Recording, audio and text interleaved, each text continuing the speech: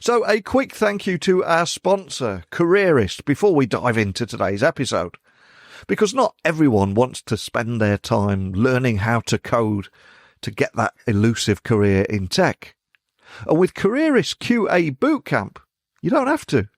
In just 4 months, you can have live training, a remote internship, and a career coaching that sets you up for success. Because in a world of job layoffs, QA is one of the fastest growing fields in tech. And there are currently 37,000 openings in the US right now, and with salaries up to $105,000. And Careerist grads, they're working at companies in 42 states, and with a very highly respectable 4.7 star Trustpilot rating, I think it's clear the model seems to work. And remember, if you don't land a job within a year, you get your tuition fees back. So what's the catch? Well, the only catch really is that the seats for the next class won't last. So you'll find the link in the show notes. Check it out. Let me know how you get on. Maybe I can get you on the podcast when you get that career in tech and tell me about your journey. But now it's time to get straight into the discussion with my guest today. What if the fastest way to ship software safely isn't another pipeline tweak, but actually a smarter way to manage features themselves? Well, my guest today is the founder of a company called Unleash, which is an open source feature management platform that has clocked roughly 30 million downloads, not to mention a loyal developer community. And he started his life, though, as a coder, moved into corporate leadership, and now is building tools that help teams separate production releases from what users actually see. And this simple shift unlocks gradual rollouts, quick rollbacks, and real-world experimentation without crossing your fingers every time you push. But what I'm really looking forward to today is getting into FeatureOps, a practical evolution of DevOps where the focus moves from deployment to outcomes. Think continuous releases, full stack experimentation, surgical rollback, lifecycle cleanup, and even zero trust governance. And my guest will share why privacy and data residency matter here in 2025 and beyond, and how open source earns trust with code transparency, and why AI can introduce risk that feature flags help control. So from the Sonos-style cautionary tales to the idea of a human kill switch for agentic systems, this one's for anyone that just cares about shipping faster and sleeping better. So, are you ready to learn how to bring engineering and the business closer without turning release day into a white-knuckle event? Well, let me introduce you to my guest. We'll talk about all this and much more. So a massive warm welcome to the show. Can you tell everyone listening a little about who you are and what you do? My name is Egil, and I am a founder of a startup called Unleash. And I look at myself, I grew up as a developer. I turned a corporate developer, turned corporate business leader, turned startup business leader. So I think I've been through a few transitions through my life, but I've always been very passionate for technology, always feel like I'm a developer at heart. But I definitely see myself more skilled in, making others accelerate and be great other than myself delivering software.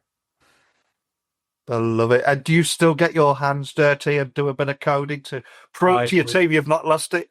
I would love to say, I would say where I get closest to development today is in Excel spreadsheets. My CTO and co-founder, he has rejected my access to any source code. So he made a chief decision, say, you are better doing leadership and business development and less so in writing code. So let us professionals take care of that and just stay out of that part for yourself. Oh, absolutely love it. And of course, Unleash is a feature management platform. But for people that are listening and hearing about you guys for the first time, tell me a little bit more about what it does and how it fits into the modern software delivery process and what makes it a little bit different from other things out there. Sure. So let's start by feature management and where does that fit in? So any software developer today is basically all about shipping software into the hands of end users, which means in production, right?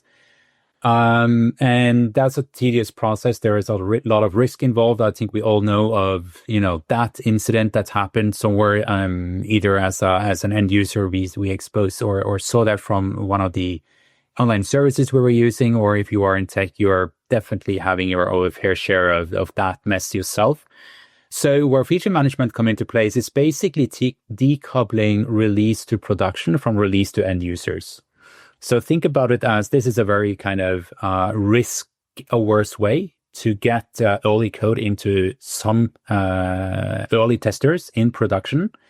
And this is really important because you can do a lot, any type of Q&A you want to do, and it's really, really hard to get the pre-production environments mimic the same way as a production environment. So even though you do a ton of testing and you do everything you want to do to make sure that you have done a proper testing, the risk of doing mistakes is still there, and you want to do and you don't find them necessarily before you get it in the hands of your end users. So that's sort of the core concept. You decouple putting new software into production, and then you decide runtime who is getting that new feature.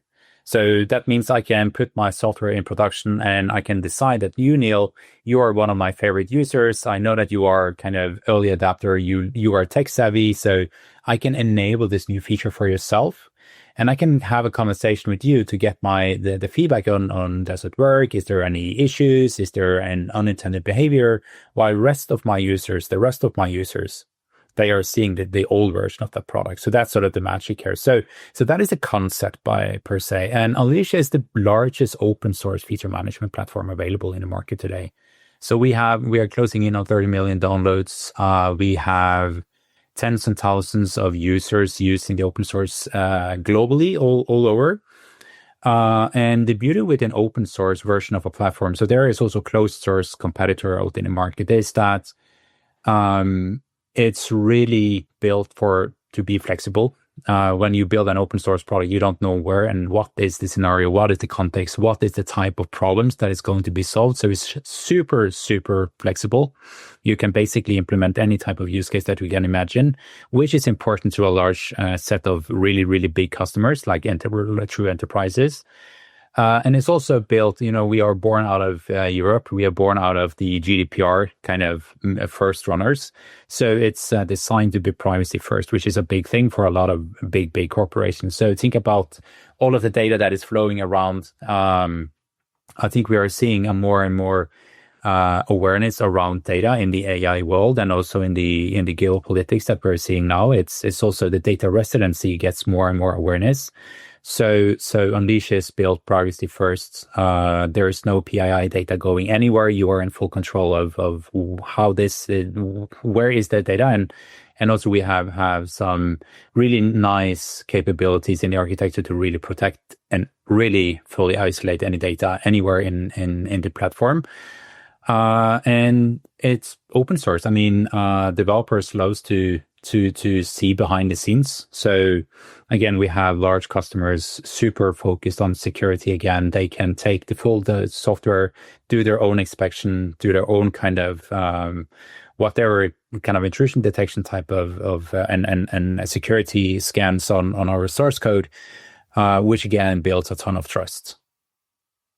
And you mentioned the word trust there, and also data residency a moment ago. I'm curious, from everything you're seeing and hearing, are you noticing a real increase in awareness around data residency, whether it be the US, China, or anywhere in between? Because I'm hearing a lot more of European companies and Canadian companies for obvious reasons. We don't want to go into too much of that. But are you noticing a real focus on data residency and trust? I would say in certain parts of the industry. I don't think there is like one kind of silver bullet answer to that. But it's definitely in certain industries, banking, finance, insurances is definitely absolutely focused. Also telcos, we are working with quite a few telcos, also very kind of data privacy first. And I would say over the last maybe 12, 18 months, I've seen this question being more and more on top of mind for a lot of the customers, particularly early on in the sales stages, sort of How do you take care of the data residency? Can you operate out of a different region than, this or that? So then again, that is a core.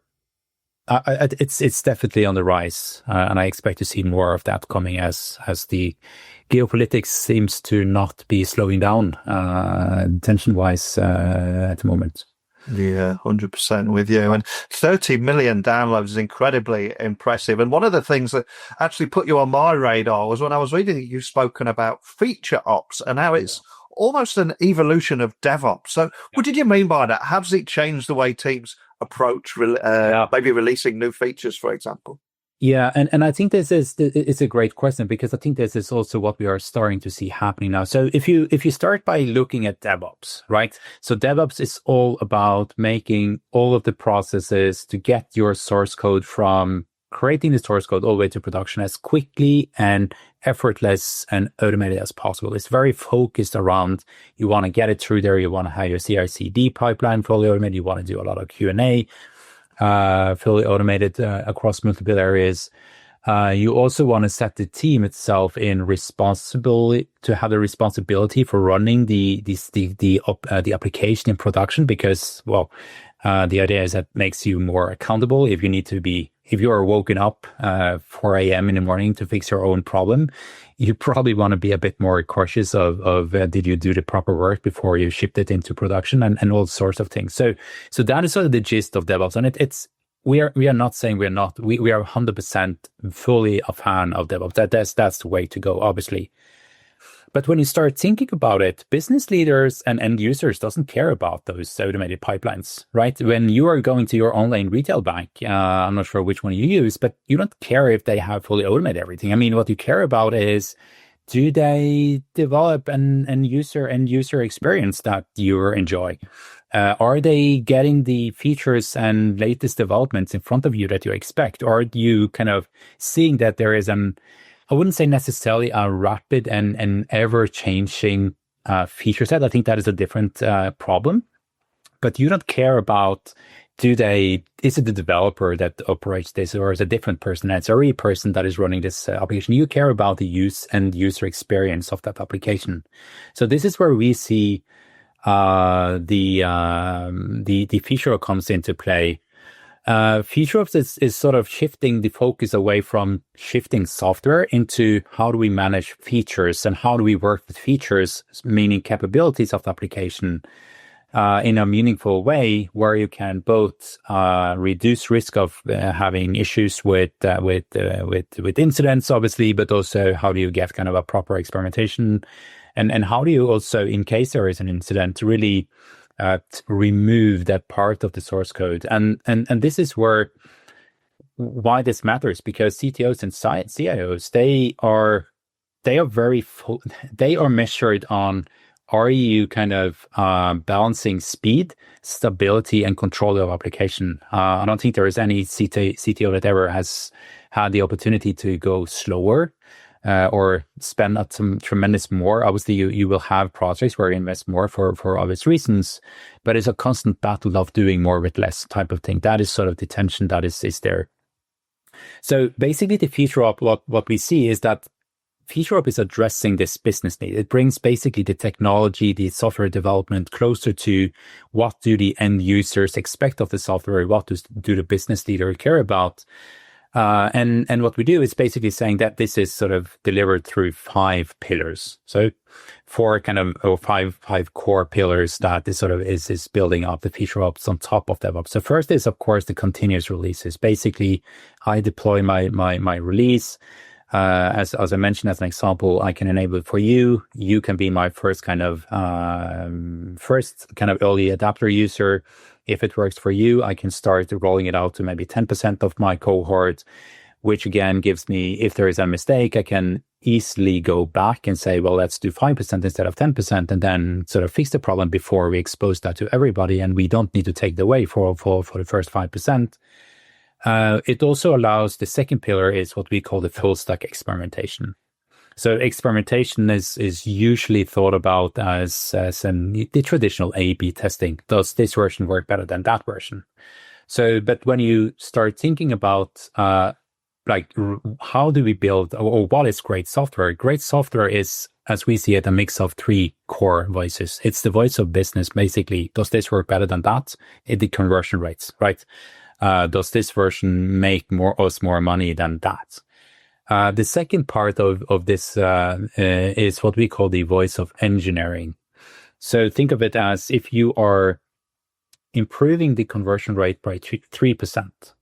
But what you experience is that and I think this is particularly important now in the AI world, you increases this expense side of things, or the CPU load, by 20%. So you are introducing a more kind of more likely to be buggy or even more costly engineering-wise type of application. Is it still worth to have that 3% increase, right? So it's sort of a balance of different kind of needs. There is the end user need, but it also, how is this sort of working as expected, designed to scale, designed to handle the peaks and all of those. And what I also see, and this is sort of the traditional experimentation, then you have the APM on the other side. So we are bringing these together. And the last piece of this, to really get a holistic view, is also introducing the voice of customer. So by the end of the day, there is a real human being, most likely, or at least there is a lot of the software is consumed by human beings still. There is sort of the human beings, we are looking to use software to do something, like a process, to achieve something. It can be retail banking, it can be ordering groceries, it can be airline tickets, whatever. And the experience may or may not be very well aligned with the business needs and the engineering needs. So we are bringing all of these together, and we are referring to this as full stack experimentation. So the FeatureOps now gives you two pillars, and there is a few more to come. Both kind of how do you release, really kind of take it slow, less stress on everybody, also kind of doing a holistic view of is every concern taken care of.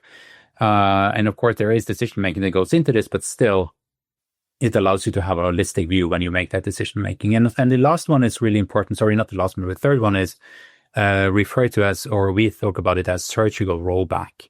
And this is super important, because often what you see is that there is an issue that is brought into production that causes a major incident. And the best way to do that is usually to roll back to the last known stable version. So let's say that you had 10 features of 10 improvements in that source code. One of them were buggy. You need to take away the 9 well working as well, which is not a super fun way to do that. So basically what we are saying, surgical rollback allows you to be very kind of focused on, okay, this part doesn't work. Let's remove this one and fix that and keep rest of the good code out there. So we are sort of not going back and sort of putting well-functioning software back in the inventory. And on top of that, we have the life cycle management. You need to have a full end-to-end control from all the way from planning all to cleanup. And I want to kind of just double click a bit on the cleanup side, because what I find is that developers are smart, but we are also developers. We are also human beings, meaning we are a bit lazy. So using feature flags, feature management, FeatureOps is also introducing an unnecessary complexity in the code, meaning there are alternative code paths. So this is a bit technical, but I think there is most of the listeners will relate to this. There is different code paths, and over time, only one of them will survive. So you need to clean up the others, otherwise you are leaving that code parts in your source code, which is a risk of unintended behavior down the road. So the lifecycle management is coming in, saying you also need to make sure you are cleaning up after yourself to take away and keep your code clean. And at the very bottom there, it's always we refer to this as zero trust feature governance. Basically, there needs to be a full audit trail. It needs to be really kind of very focused who is allowed to do what. There is basically all of the security postures that is in place really has to be fully supported all the way through to make sure you are. I mean, it's a really powerful concept, but also you need to wait to take some control in, and depending again on the type of business you are in.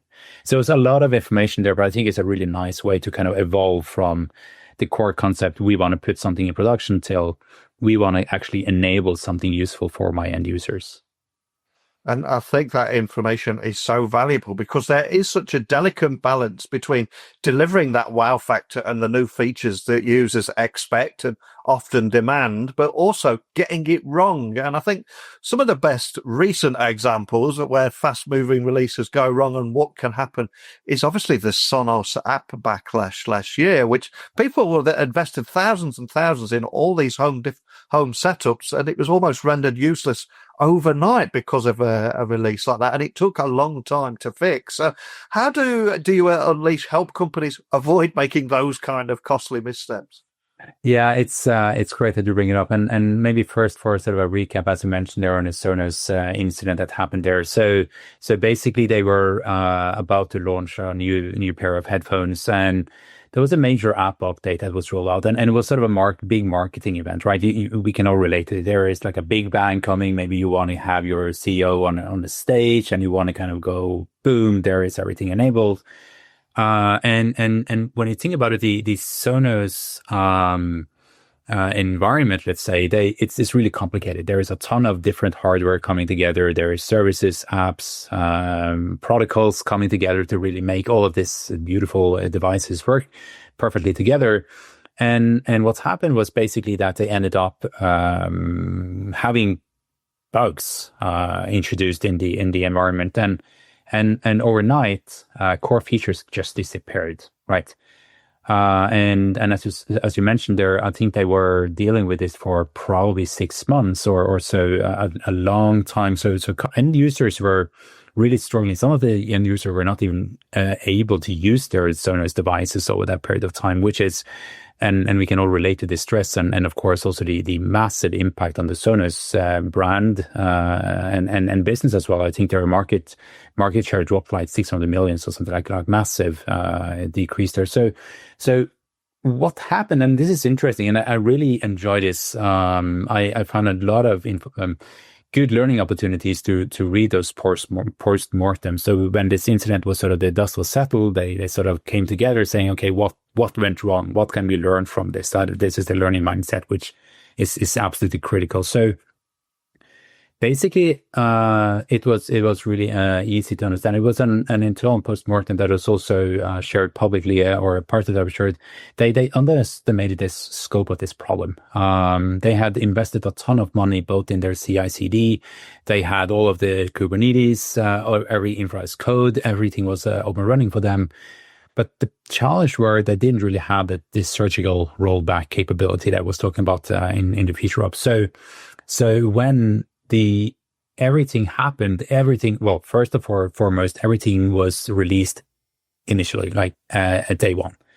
So where Unleash could offer and would offer an alternative approach would basically say, well, maybe we want to launch this new feature only for those tested appliances where we know this works. Because there is going to be a ton of combinations there with different versions of the firmware running, different environments, different configuration settings. So let's be very cautious of where we enable this initially. So let's have a very well dedicated cohort of those users. This is where we go first, and let's get the validation that it works first. And if it doesn't work, we can easily turn that, roll that back to remove that friction. And this is something we can enable through, well, the FeatureOps capability that is built in the product. So if you plan for it, you're not setting yourself up for this type of situation. So it's sort of, you need to be aware of it. You need to sort of plan that you want to roll it out in a meaningful, less risky manner. And if you do, Sonos could have quickly or easier just said, okay, let's disable this part of the code that is causing this issue. Because usually when you go reading these postmortems, the root cause is quite easy to find, or quite easy. Well, you find them, right? It's possible to find. And then you spend a ton of time kind of getting all of the devices updated. You get pushed there is so many systems out there that need to go and pull the latest build to get that upgraded. So you will have a state and a period of time where the state of the system is really unpredictable. So to be able to control this runtime with a solution such as Unleash is definitely making your life much more easier when the shit hits the fan.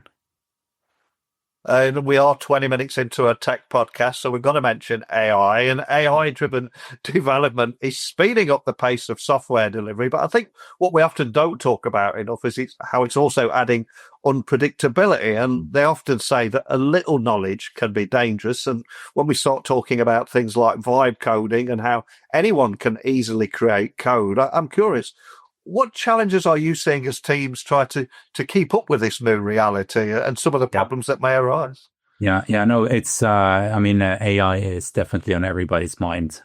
So, and I think you're right. I think we are seeing the wave of vibe coding, which is sort of one camp. I think, working with the largest enterprises in the globe, I think vibe coding is definitely on the mind, but what we are seeing is more kind of a transition into more of an agentic, development process. So what we're seeing is basically, obviously there is this FOMO. Everybody needs to be involved. Everybody want to kind of do something. Some is doing more kind of strategic thinking. Some is more kind of running and sort of trying to get on the train. But talking to some of our customers, some of them are also really forerunners there. So it's saying that we are already kind of using the cursors and the co-pilots and all of those tools to kind of speed up development. And as you say, so Wafer, one of our customers, is sort of saying what we are seeing, developers is able to push a greater amount of AI generated code into production. That's number one. We are seeing more code being created. We are also seeing features moving faster through the pipeline than ever before. So the speeds up of not only the code production, but also kind of getting through the pipeline, meaning from the developer to the pre-stage, to the stage, to the QA, to into production, etc. But it also seems to be at least, and this customer also seeing a higher degree of less reliable code putting in production, which is an interesting one. So basically, they're seeing more unreliable code also being pushed into production, which is a bit of be a bit careful here. So basically what they're saying is we are not only accelerating the development, also accelerating risk. And also all the parts of the pilot, what we're seeing is also AI is pretty good at reviewing code. So that part of sort of validating or the code review piece is also speeding up. So in general, coder moves faster to production.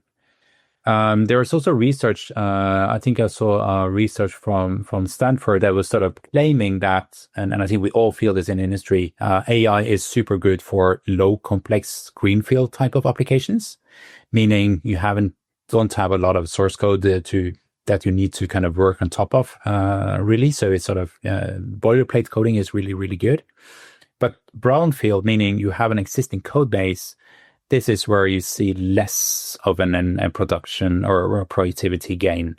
I think this will improve, obviously, but it's also and sort of be a bit careful. I think we are seeing more and more customers. The front runners is more kind of thoughtful of where do you apply and how do you deploy. And I see that there is this emerge of coexistence of there are AI agents working together with developers and also the feedback I'm getting is that AI is particularly valuable for really, really skilled engineers.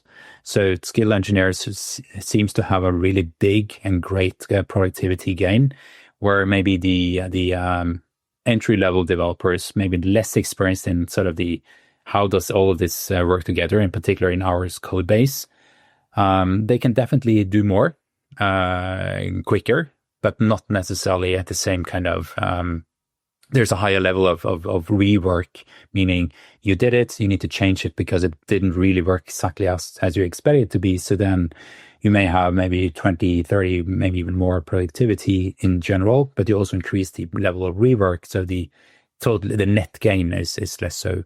So I'm not saying that AI is not real. I'm not saying that this is not sort of going to change how we write software, but I'm also saying the general sense that I'm getting is sort of yes, it's really good where it's good. At the same time, there is definitely some improvements that we are waiting for to see it to kind of accelerate everything across the board, if that makes sense. Yeah, incredibly cool. And we have talked around a lot of the problems and a lot of the challenges, and that Sonos example is a timely reminder as well. But of course, the good news is that one of the promises of feature management, what we're talking about today, is that tighter alignment between engineering and the business outcomes. So are you able to share any examples that would bring that to life of how customers are making that connection in practice? Yeah. And I love the practical question there, because when we talk about how to develop software, when we talk about a lot of those concepts, it's getting really kind of away from the practical. How do I get value of this in my organization, which really I can imagine most of the listeners really care about. So let me run a few examples. Number one, I just want to state we believe that great software is a team sport. So exactly what you say, business, engineering should not be two separate teams. They should not be two separate silos. They need to come together, because we need to have really great engineers and really good engineering, but also if it doesn't really apply to any needs that you, Neil, has when you're using your online services, the investment, like we discussed in DevOps, doesn't really make a ton of difference for yourself, and then you move on to somebody else, right? So it's a team sport. You need to come together. So let me bring two examples. One of the customers we are working with out of North America, big within a hardware software, so fleet management.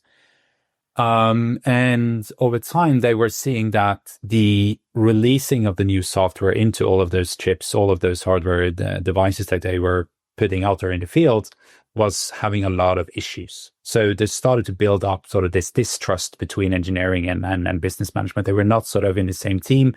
They were sort of seeing, engineering did another release. It failed again. We were doing hours and hours of post-release fixes to kind of get it back on track.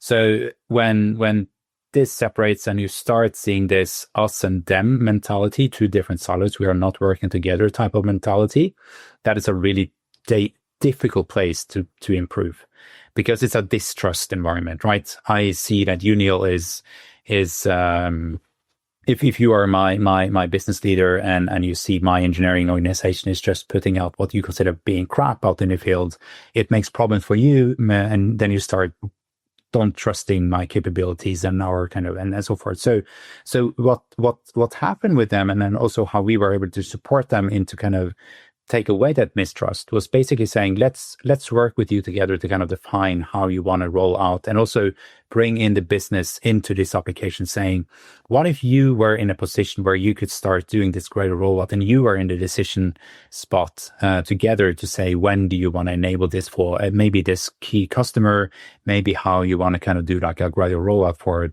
a percentage base of your cohort of users. So engineering is doing the thing. They're, of course, working on improving their QA, improving on the quality of the work, but also you are coming together as a team saying, okay, we are now ready to put this into production. Let's do this together.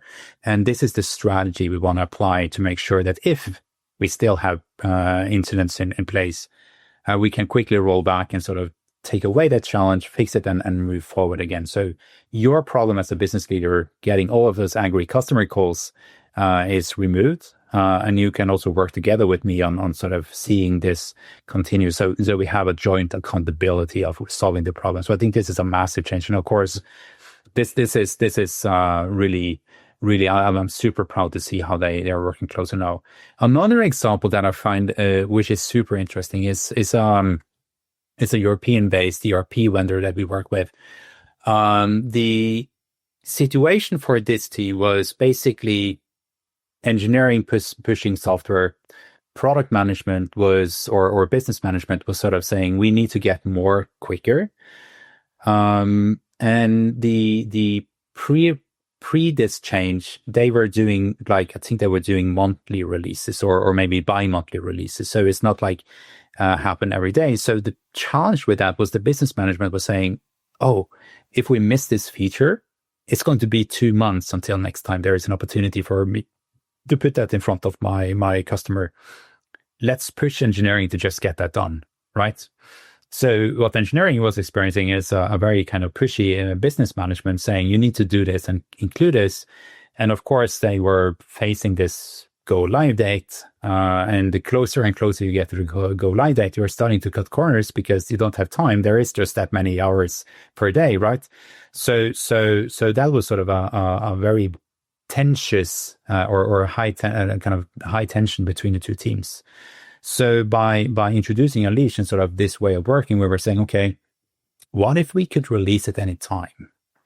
And you decide when you want to get it in front of that user or those users, or even those kind of less tech-savvy users. So what happened is that they started to introduce this way of decoupling release to production and release to customer. And they also started to get feedback very early from the end users. And the result was that the business management and the engineering together was saying, well, actually, we don't need the last 30% of that feature we thought we were building, because the feedback from the end users, the early adapters, is saying, it's good enough.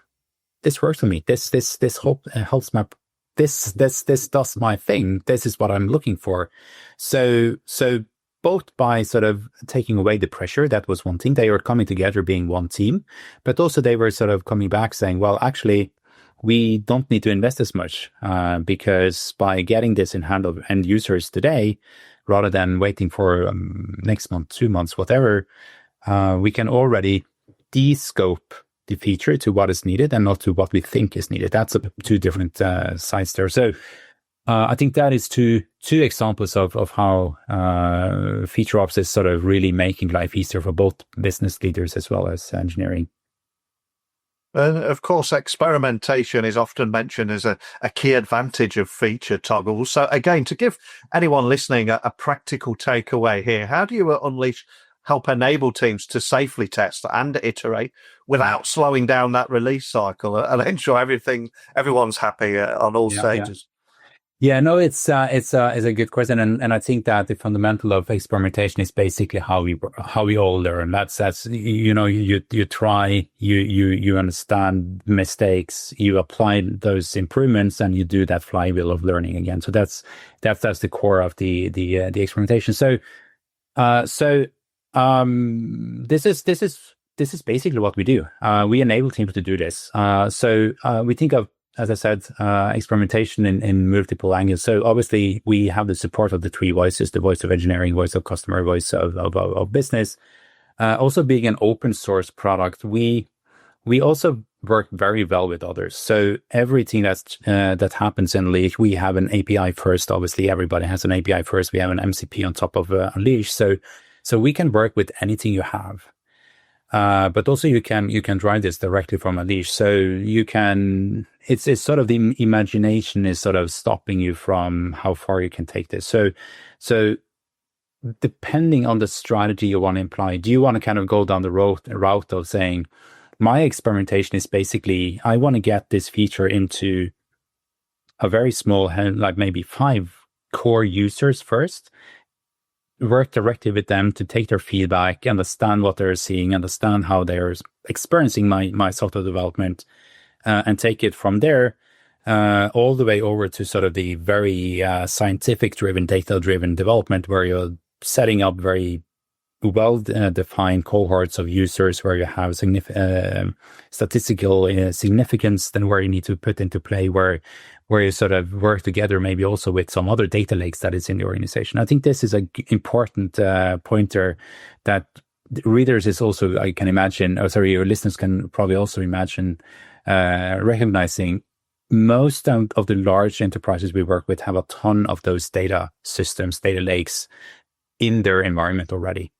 So what is important for us as an open source vendor and sort of an engineering first vendor is to make sure we integrate well with all of them.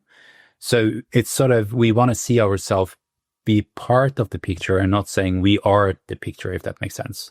So, and I think also what we are seeing is, or what we do see is that organizations that want to work more data driven, we always advise them to use the tooling you already have in place. don't introduce another level of learning curve. You need to get training in place. You need to get all of that in place, but really use what you have. And we will promise that Unleash will work well with those. And also, if you need to kind of have more easier or whatever type of experimentation for some experiments, we can also support you with that. But to look at this sort of more as how do you get started? How do you get up and running with the tooling that you already are aware? And we will, customers is integrating well with all of various stacks. I've heard a lot of interesting tech stacks that where we are fitting into. And I'm curious, with the rise of agentic AI this year and autonomous decision making, do you see feature management playing a role in almost giving humans a kill switch of sorts or control layer over AI driven systems? Do you see an opportunity there? I do, and I think it's a bit of yes, both of them, and I think it's. Obviously, agentic AI. One thing that comes to mind is this phrase: we tend to overestimate the effect of technology in short run and underestimate on the long run. Right? We have seen this sort of or heard this quote one way or the other. So currently we are seeing that it's definitely our part of the kill switch environment. Right? You want to make sure you have this opportunity to kind of cut something early in case you need to do, but also as we continue to see more kind of autonomous agents working together and maybe coexisting also with engineers, human and engineers, I definitely also see this more moving into and control plane where you are sort of, I think the engineering capabilities is more of scoping the problem, understanding the problem, and orchestrating the problem much more so than necessarily write software by hand when we are a few years into the future. When, I'm not sure, but it's moving in that direction for sure. And if you were to dare to look ahead further into the future, how do you see FeatureOps evolving over the next few years? What excites you most about your role at Unleash in helping shape this safer, faster, and more intelligent software delivery that we're talking about here today? What makes you want to jump out of bed in the morning there? So really it starts, I would say it all starts why we founded this company. So we build this company to make life easy for developers. That's our mission. We want to really make life easy. And what do I mean by make life easy for developers? I would say there is a lot of this friction, this concern, this risk of things. Risk management is sort of a key part to this. So what I foresee is basically human brains. I think we are very well equipped to solve problems. And solve problems in maybe a bit unpredicted way, like creativity combined with experience is a massive power. And I definitely see, I would say I'm seeing FeatureOps more as an enabler, maybe kind of an agent where the humans are focused on this is the problem, this is the scope, this is sort of the goal, what we want to achieve, and sort of understanding this big picture where all of those autonomous systems, including an Unleash agent, is sort of working together in making this available. And the other part that really excites me is I've spent quite a bit of time in system thinking, designing organizations, designing how to do so, and also with the feature management, FeatureOps being as such a core part of how software is being built.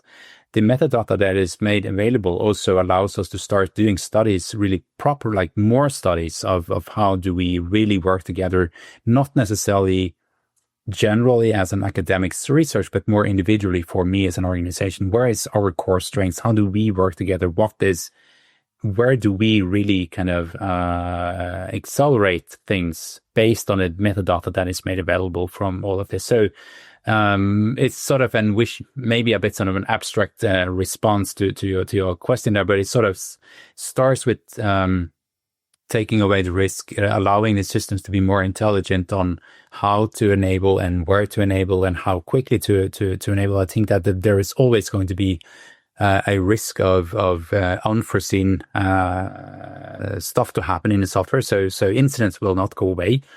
But also the impact of the incidents is I don't see that is that will definitely move away, and then sort of you will not experience there is an incident because of there is a more intelligent way of doing that, and that's also all of that is enabled by FeatureOps.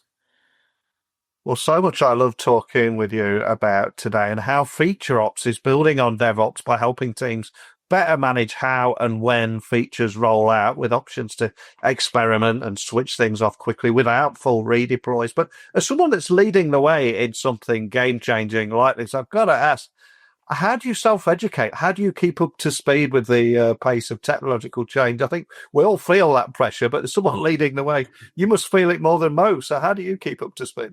Yeah, I'm not sure if I feel it more than most. I think we can all recognize that there is definitely a pressure to stay on top of things.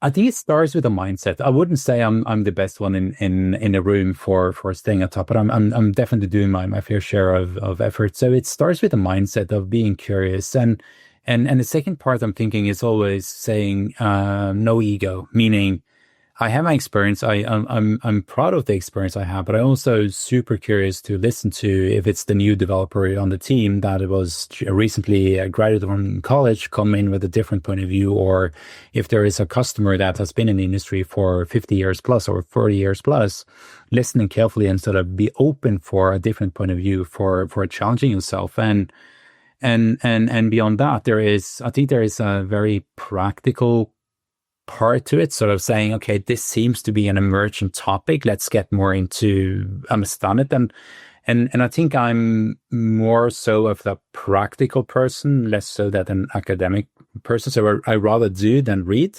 I also read to be able to do. And there's a ton of podcasts out there. There's a ton of information is available.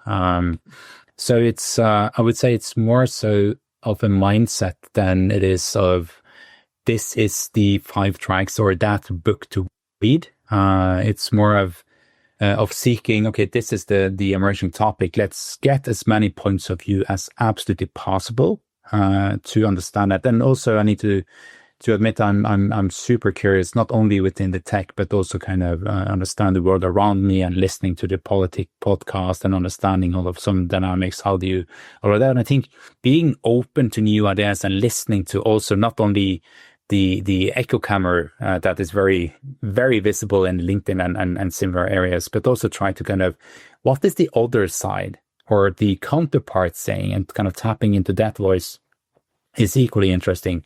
Because I don't think most of the topics we are looking at it's not like a clear black-white type of conversation. It's more kind of a grayscale. So daring and being willing to be challenged and sort of daring to admit taking a wrong conclusion also is part of this self-educating type of thing, to build this mindset of trying to be open for new ideas and listening well to what is happening out there. Well, I think for most people listening today, when they're hearing about FeatureOps for the very first time, you'll be setting off light bulb moments around the world. So where is the best place for anybody listening to find you or your team online and find out more about anything we talked about today and how this could work in their world? So I would say go to getunleash.io, getunleash.io, or simply search for Unleash open source feature management, and you will find us very high there on Google, or also in the LLMs. Most people are going to the LLMs these days to figure this out. Awesome. Well, I'll add links to everything, and just love chatting with you about how fast tech can both reshape not just the user experience, but also the business side of things and the future of FeatureOps, and just explaining it all in a language everyone can understand. Really appreciate your time today. Thank you. Thank you for having me. It was a great pleasure to talk to you, Neil. So the quick question, what stuck with you today? For me, it was how FeatureOps turns releases into a steady drumbeat instead of a cliff jump of sorts.